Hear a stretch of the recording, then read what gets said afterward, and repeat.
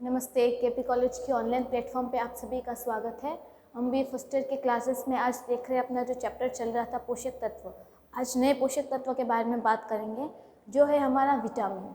अभी तक हम लोग कार्बोहाइड्रेट, प्रोटीन, वसा इन 3 पोषक तत्वों के बारे में बात कर चुके हैं और आई होप कि आप सभी को भी वो सब समझ में आ चुका होगा। और आज हम लोग देख रहे हैं अपना जो नया पोषक तत्व है जो है विटामिन के बारे में। तो हेडिंग लगा लेते हैं विटामिन। विटामिन तो आप सब लोग जानते ही होंगे विटामिन क्या होते हैं, सुना हुआ होगा। विटामिन के लोग टैबलेट्स भी लेते हैं। तो ये जो विटामिन की बॉडी में ज़रूरत होती है, ये जो विटामिन है बहुत कम मात्रा में यूज़ किए जाते हैं। यानी कि इम्पोर्टेंट तो है लेकिन इनकी जो मात्रा होती है बहुत अल्प मात्रा में यूज़ किए जाते हैं। किसमें? मानवों के लिए। यानी कि इनकी कुछ ज़रूरत होती है वो बहुत कम होती है। कंपैरिजन में जो कार्बोहाइड्रेट है, प्रोटीन है, वसा है, इनकी मात्रा बहुत ज़्यादा चाहिए होती है बॉडी को। उनके कंपैरिजन में विटामिन की मात्रा बहुत कम की आवश्यकता होती है, लेकिन इनका होना बहुत ज़रूरी है। कम मात्रा में चाहिए लेकिन इनकी आवश्यकता होती है। और ये जो विटामिन्स होते हैं ये विटामिन कार्बनिक यौगिक होते हैं। अब कार्बनिक यौगिक का मतलब, हमने जब कार्बोहाइड्रेट, प्रोटीन और वसा की बात की थी इसमें हम लोगों ने कौन से तत्व पढ़े थे? कार्बन, हाइड्रोजन, ऑक्सीजन, नाइट्रोजन, यही सारे एलिमेंट्स आए थे। तो यानी कि ये सब क्या है? कार्बन के यौगिक हैं। इसलिए यानी कि जो भी पदार्थ कार्बन से मिलके बना होता है उन्हें कार्बनिक यौगिक कहते हैं। तो ये जो विटामिन्स होते हैं ये भी कार्बनिक यौगिक होते हैं, यानी कि कार्बन से बने यौगिक।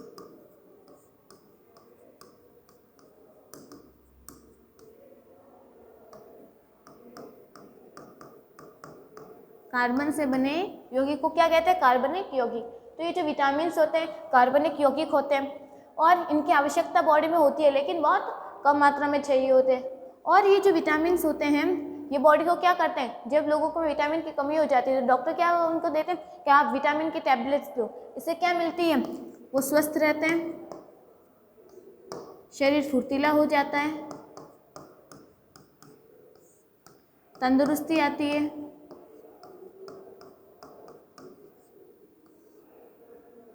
ठीक है ना? यानी कि विटामिन की ज़रूरत शरीर के स्वस्थ रहने के लिए, फुर्तीलापन लाने के लिए और तंदुरुस्त यानी कि हेल्दी रहने के लिए किया जाता है। तो ये जो विटामिन्स होते हैं, विटामिन की मेंस बात हम लोगों ने कर ली। अब हम आगे बात करते हैं कि ये जो विटामिन्स होते हैं इनको घुलनशीलता के आधार पर, घुलनशीलता का मतलब घोलना, किसी भी चीज़ में घोलेंगे तो वो घुल जाए, इस बेसिस पर इन्हें 2 पार्ट्स में डिवाइड किया गया है। कुछ विटामिन्स तो होते हैं जो पानी में डिसॉल्व हो जाते हैं, जैसे हम जल अपघटन की बात करते हैं, यानी कि किसी को जल में घोलने पर वो टूट जाता है। तो यानी कि जब विटामिन अगर जल में घुलनशील है तो जल में घुलनशील वाले विटामिन अलग होते हैं और कुछ जो विटामिन होते हैं वो फैट में घुलनशील होते हैं, यानी कि वसा में घुलनशील होते हैं। ठीक है? तो इन विटामिन को 2 पार्ट्स में डिवाइड किया गया है। किस बेसिस पर? घुलनशीलता के आधार पर। एक तो वसा में घुलनशील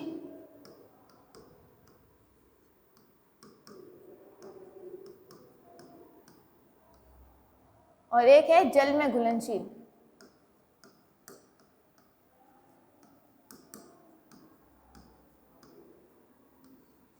विटामिन्स 2 प्रकार के हैं, जल में घुलनशील और वसा में घुलनशील।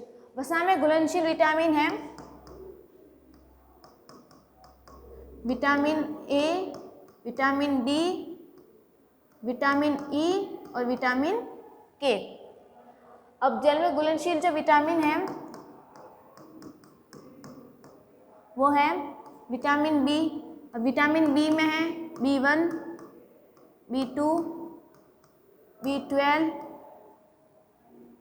और C।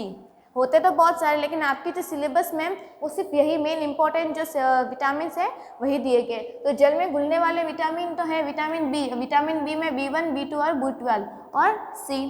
और जो विटामिन ए, डी, ई और के, ये जो विटामिन होते हैं ये वसा में घुलनशील होते हैं। अब हम क्या करेंगे, एक एक करके इन विटामिन के बारे में पढ़ते जाएंगे।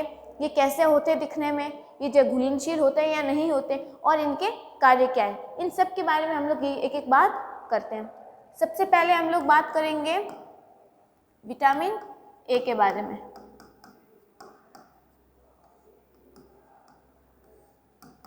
विटामिन ए विटामिन ए क्या होता है? ये जो विटामिन होता है ये हमें दिखाई देता है पाउडर के फॉर्म में, एक तो पाउडर के फॉर्म में या रवेदार यानी कि क्रिस्टल, हम क्रिस्टल ही लिख लेते हैं, रवेदार रूप में, और ये होता है पीले रंग का, यानी कि जो विटामिन ए होता है ये रवेदार यानी कि क्रिस्टल की फॉर्म में होता है और पीले रंग का होता है। इसकी दूसरी विशेषता हो जाएगी ये क्या है? वसा में घुलनशील है, वसा में घुलनशील होते हैं।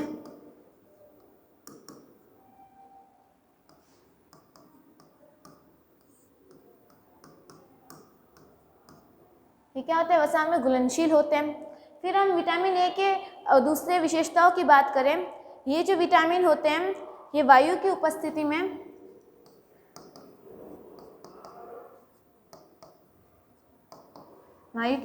में सूर्य की जो पराबैंगनी किरणें यानी कि जो यूवी रेज हैं, सूर्य की किरणों में क्या आती है?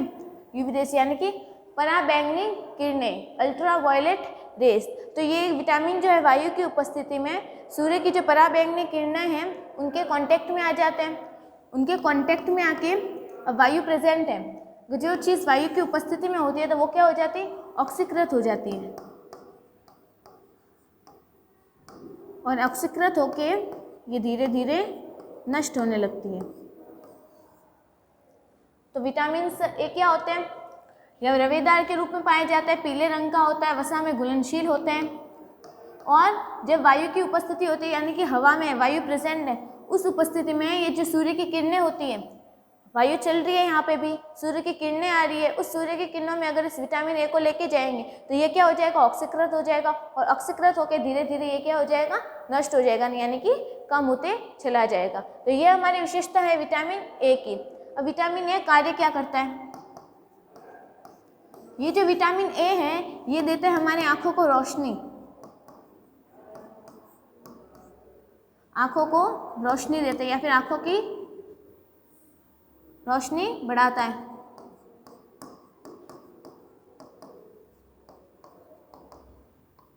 ये जो विटामिन ए है हमारी आंखों की रोशनी बढ़ाता है, इसलिए ये जो विटामिन ए है ये पाया जाता है गाजर में।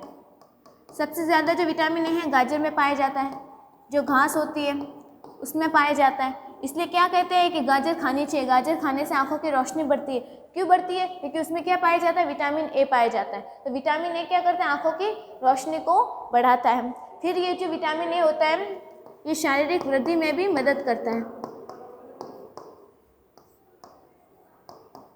शारीरिक वृद्धि यानी शारीरिक विकास में भी सहायक होता है।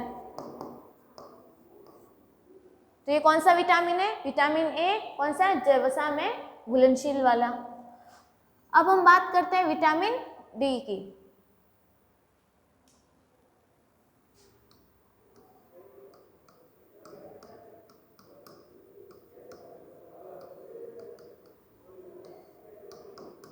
ये जो विटामिन डी है, ये जो विटामिन डी सबसे ज़्यादा पाया जाता है सूर्य की रोशनी में।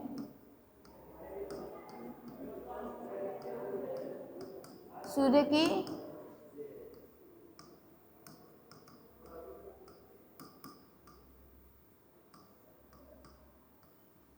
विटामिन डी सबसे ज़्यादा सूर्य की रोशनी में पाया जाता है। फिर ये जो विटामिन डी होता है, ये विटामिन डी जो अगर हम इसके प्योर फॉर्म की बात करें तो ये कैसा होता है? प्योर फॉर्म में श्वेत यानी कि सफ़ेद और रवेदार यानी कि क्रिस्टल। ये जो विटामिन डी है सूर्य की रोशनी में उपस्थित होता है और श्वेत या रवेदार होता है। अब हम इसके अगली विशेषता की बात करें, यह ताप पर स्थिर रहता है।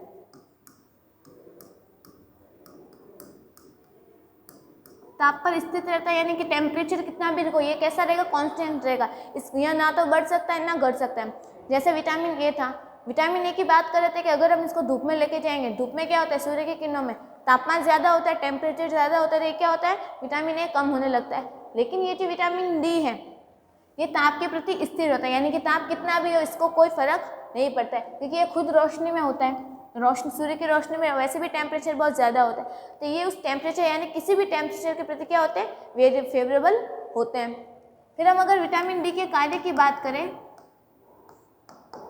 ये जो विटामिन डी होता है ये सबसे ज़्यादा हमारे सूर्य की किरणों में पाया जाता है। तो अगर हम इसका सबसे ज़्यादा यूज़ करते हैं तो ये हमारे शरीर को क्या देता है, रक्त में कैल्शियम,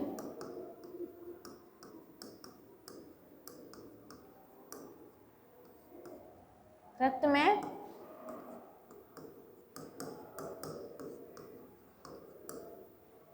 कैल्शियम की मात्रा को बढ़ाता है। फिर हम आगे बात करें, शारीरिक वृद्धि के लिए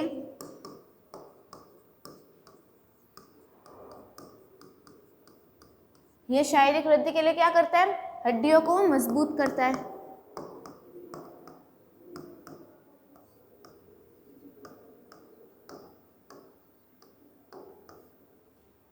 विटामिन डी रक्त में कैल्शियम की मात्रा को बढ़ाता है, शारीरिक वृद्धि के लिए ये हड्डियों को मजबूत करता है, और ये जो विटामिन डी है ये हमारी अस्थियों में भी सहायक होता है, यानी कि अस्थियों के निर्माण में।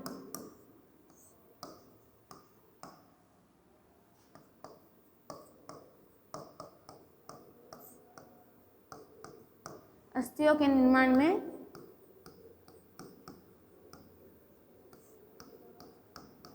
सहायक होता है। तो विटामिन डी की हमने बात की है, सबसे ज़्यादा सूर्य की रोशनी में पाया जाता है, श्वेत रवेदार होता है, ताप के प्रति स्थिर रहता है, कैल्शियम की मात्रा को बढ़ाता है, शारीरिक वृद्धि के लिए हड्डियों को मजबूत करता है और अस्थियों के निर्माण में सहायक होता है। यहाँ पे अस्थियाँ और हड्डियाँ दोनों अलग चीज़ें होती है। अस्थियाँ तो होती है कोमल यानी कि सॉफ्ट, और जो हड्डियाँ होती है कठोर यानी कि हार्ड। तो हड्डियाँ में कौन सी आएगी, जैसे पैर की हड्डी है, हाथ की हड्डी है, ये कैसी होती है, कठोर होती है। लेकिन जो अस्थियाँ होती है ये सॉफ्ट होती है। जैसे हमारे कान की हड्डी बहुत सॉफ्ट है, हमारे नाक की हड्डी ये क्या है, बहुत सॉफ्ट हड्डी है, इसलिए ये इनको तो कहते हैं अस्थियाँ। तो अस्थियाँ पाई जाती है हमारे कान में, नाक के अंदर, लेकिन जो हड्डियाँ हैं ये हमारे पूरे शरीर में पाई जाती है। जितने भी कठोर भाग हैं वो सारे क्या है, हमारी हड्डियों से मिलके बने हैं। तो हमारा विटामिन डी हो गया। अब हम नेक्स्ट की बात करते हैं, विटामिन ए, विटामिन डी और अब विटामिन ई।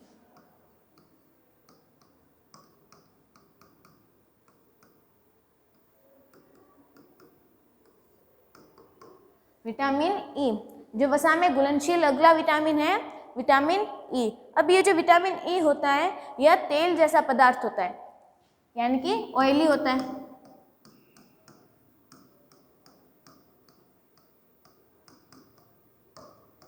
ये जो विटामिन ई है ये तेल जैसा यानी कि ऑयली फॉर्म में होता है, ऑयली होता है। और ये जो विटामिन ई है ये वसा घोलकों में घुलनशील होता है।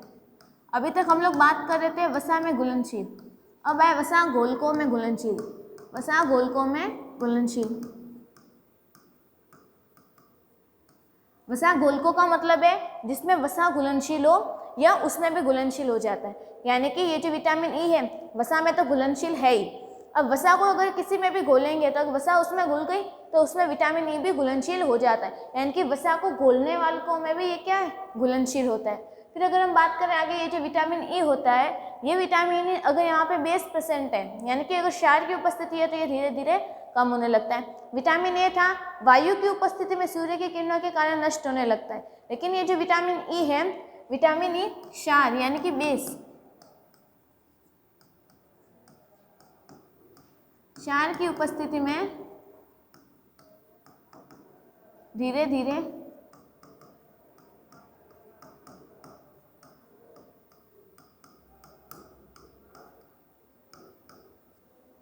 क्षार की उपस्थिति में ये धीरे धीरे नष्ट होने लगता है। अब हम आगे बात करते हैं विटामिन ई के कार्य की। अब विटामिन ई का जो सबसे पहला कार्य है, विटामिन ई लाल रक्त कणिकाओं का निर्माण करता है, यानी कि आरबीसी।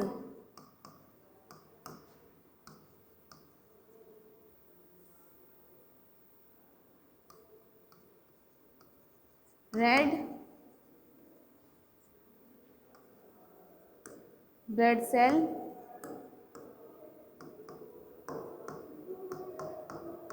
के निर्माण में। ये क्या काम करता है? विटामिन ई आरबीसी का निर्माण करता है, यानी कि हमारे शरीर की जो लाल रक्त कणिकाएं होती है उनका निर्माण करता है। और ये जो विटामिन ई है प्रजनन में सहायक होता है। प्रजनन यानी रिप्रोडक्शन।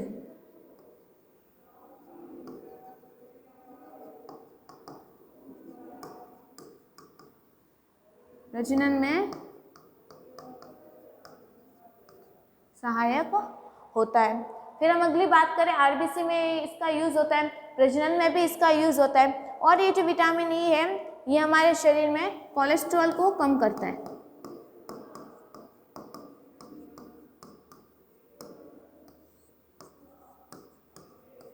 कोलेस्ट्रॉल को कम करता है तथा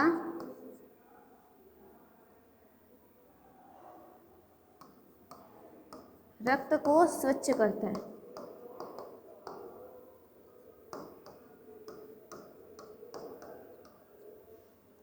यानी कि कोलेस्ट्रॉल क्या होता है?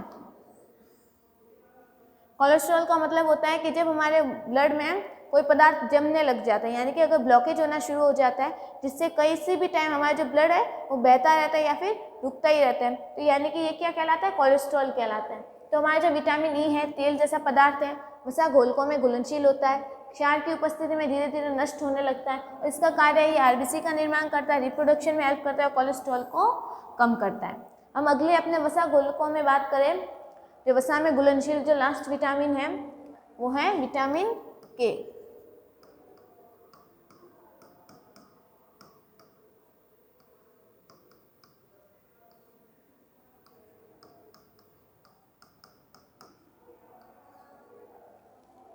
अब जो हमारा अगला विटामिन है वो है विटामिन के। ये जो विटामिन के होता है यह पीले रंग का पदार्थ होता है। यह विटामिन पीले रंग का पदार्थ होता है।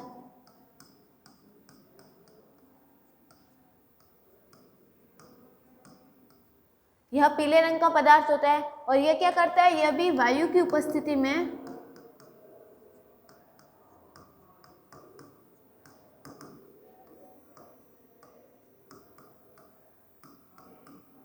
सूर्य की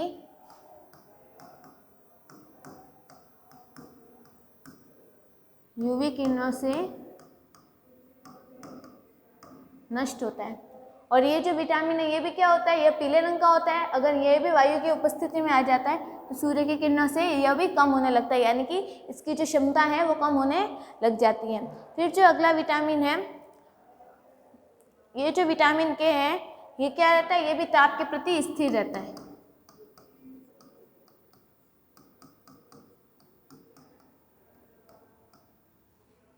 अब हम विटामिन के कार्य की बात करें।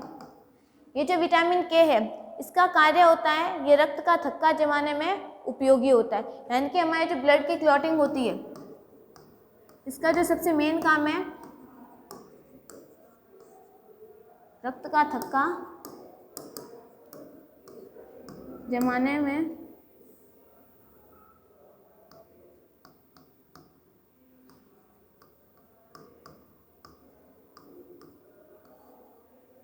महत्वपूर्ण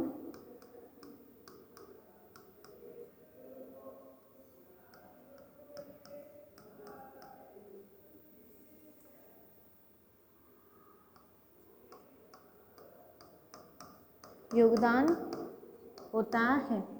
अब रक्त का थक्का जमना मतलब अगर हमारी बॉडी में रक्त का थक्का नहीं जमे हमारी बॉडी में क्या होने शुरू हो जाता है? एनीमिया, यानी कि खून की कमी होना शुरू हो जाती है। क्योंकि अगर हमें कहीं चोट लग गई तो चोट लगेगी, कट लग गया तो वहाँ से ब्लड कंटिन्यू बहता रहेगा। अगर रक्त का थक्का नहीं जमेगा हमारी बॉडी में तो वो रक्त लगातार बहता रहेगा, खून निकलता रहेगा, तो हमारी बॉडी में खून की कमी होने लग जाएगी और इससे क्या हो जाता है? बहुत मेजर बीमारियां भी हो सकती है। इसलिए विटामिन के क्या करता है? हमारी बॉडी में अगर कहीं कट लग जाता है तो उस स्थान पर अगर जितना खून बहा है उसके बाद ये जो विटामिन के है ये वहाँ पे आकर रक्त का थक्का जमाने में सहायक करता है, यानी कि उस खून को क्लॉटिंग करने में सहायक करता है, उस खून को जमा के थक्का बना देता है। ये कौन काम करता है?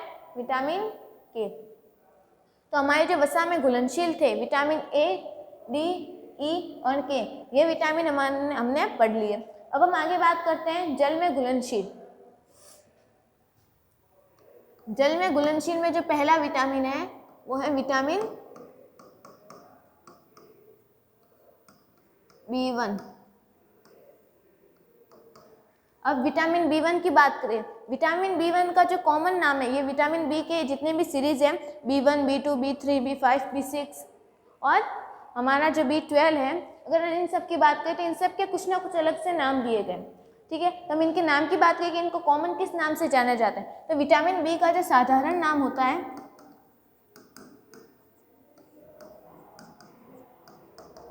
विटामिन बी का साधारण नाम होता है थायमीन। यानी कि अगर थायमीन भी आ जाता है कि विटामिन बी का अन्य नाम क्या है, थायमीन, और थायमीन कौन सा विटामिन है, तो हमें लिखना है विटामिन B1। फिर हम आगे बात करें, ये जो विटामिन B1 होता है यह पूर्णतः जल में घुलनशील होता है, लेकिन इनको इस बेसिस पे अलग किया है। ये क्या होते हैं, जल में घुलनशील।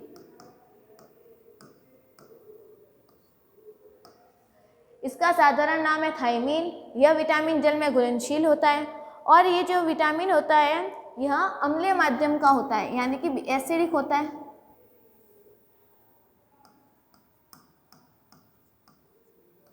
अम्लीय तथा यह एसिडिक होता है और इस माध्यम में घुल जाता है।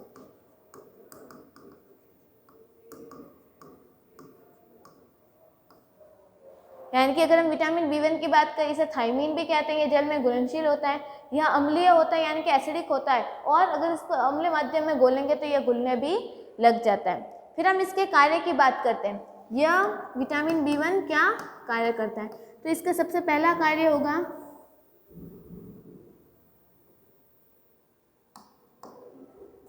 पहला कार्य है शारीरिक वृद्धि में सहायक। शारीरिक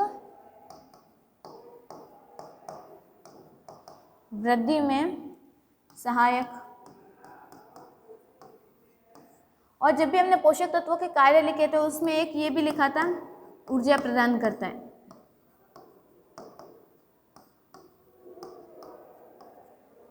यानी कि ये जो विटामिन B1 है ये हमारी शारीरिक वृद्धि में सहायक होता है, शरीर को ऊर्जा प्रदान करता है, और ये जो विटामिन है हमारी पाचन क्रियाओं में भी सहायता करता है, यानी कि पाचन क्रिया में सहायक होता है,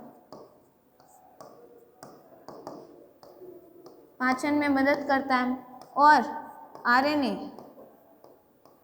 व DNA ये जो क्या होते हैं, आनुवंशिक पदार्थ होते हैं, RNA और DNA के निर्माण में भी सहायक होता है।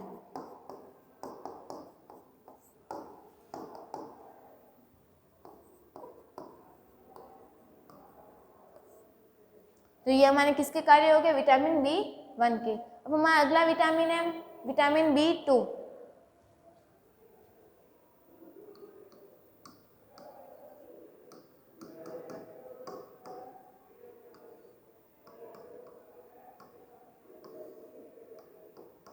जिस तरह विटामिन B1 का जो साधारण नाम था थायमीन, उसी तरह ये जो विटामिन B2 है इसका जो नाम होता है राइबोफ्लेविन। इसको कहा जाता है साधारण भाषा में राइबोफ्लेविन।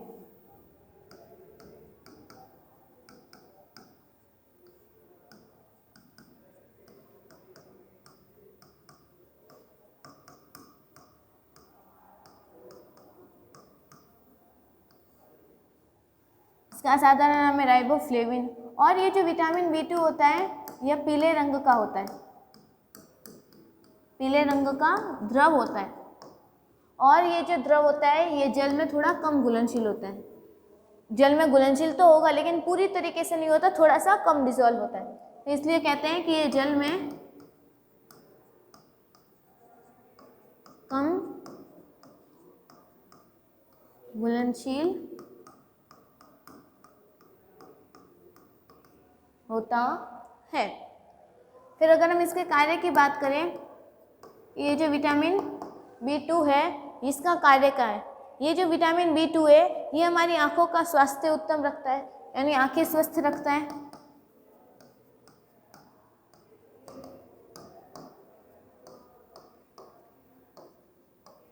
आंखें स्वस्थ रखता है, और हार्मोन्स को नियंत्रित रखता है।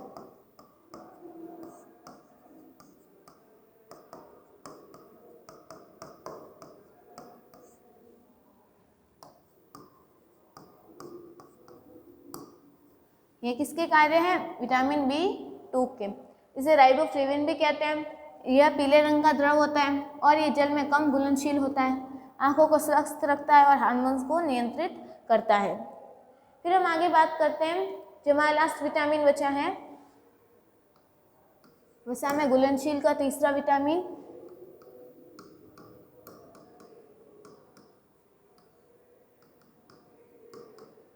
Vitamin B12। अब इसका भी कोई साधारण नाम होगा, तो इसका जो साधारण नाम है उसे कहते हैं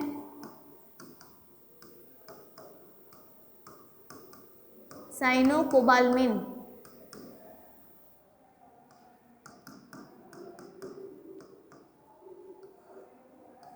क्या कहते हैं इसे? साइनोकोबालमिन। B1 का नाम था थायमिन, B2 का राइबोफ्लेविन और जो B12 है उसका नाम है साइनोकोबालमिन। और ये जो विटामिन होता है यह भी जल में कम घुलनशील होता है।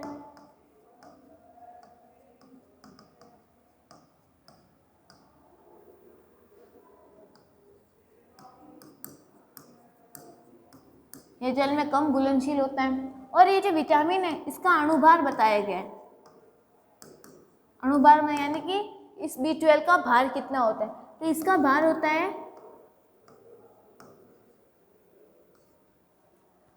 1355 ग्राम, यानी कि 1355 ग्राम इसका क्या होता है? अणुभार होता है। अब विटामिन B12 कार्य करता है, विटामिन B12 का कार्य है कि यह कोएंजाइम की तरह कार्य करता है। कोएंजाइम यानी कि जो एंजाइम के जितने भी कार्य करने में हेल्प करते हैं वो कोएंजाइम है सहायक। और इसका जो दूसरा कार्य है, जानवरों में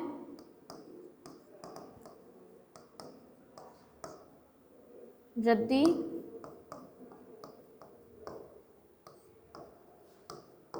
उत्प्रेरक के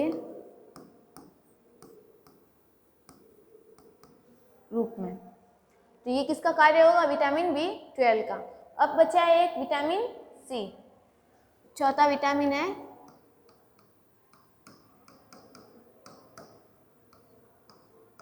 विटामिन C।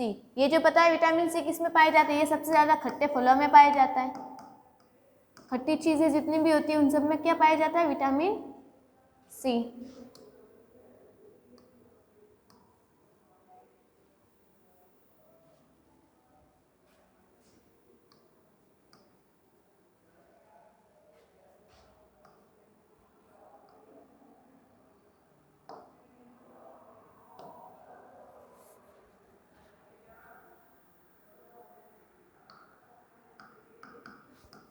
यह खट्टे फलों में पाया जाता है। और हम इसके अगले विशेषताओं की बात करें, ये जो विटामिन C होता है, ये हमारा जो विटामिन है यह क्षारीय होता है।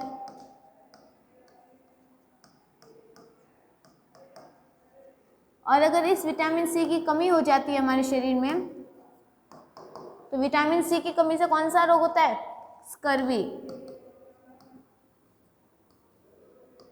अगर हम विटामिन B की बात करें, विटामिन B, B1, B2 ये जितने भी, अगर इन सब की कमी हो जाती है, विटामिन B की कमी से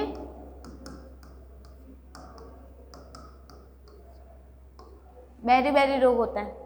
ठीक है ना? तो ये बातें याद रखनी। तो हमारा ये जो विटामिन वाला टॉपिक है, विटामिन वाला जो पोषक तत्व है, यह कंप्लीट हो गया।